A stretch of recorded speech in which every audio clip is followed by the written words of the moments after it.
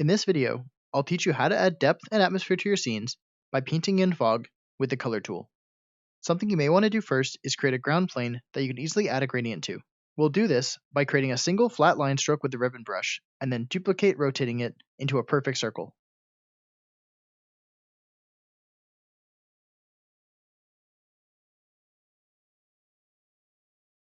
This new shape can easily be colored as a round gradient. Choose a background color.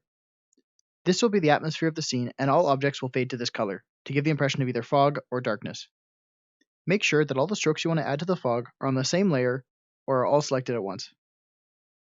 Using the color tool, start recoloring the strokes that are far away from your focal point to make them appear as if they're being shrouded by fog as they get further and further away from the focal point. Next, we'll also recolor the ground plane to make that gradually fade out.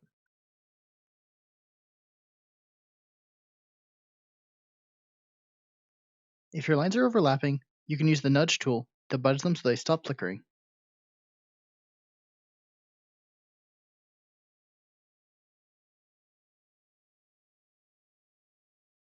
In this example, I'm using a light background, but you can also do this with a dark background to make it look like the scene is fading into darkness.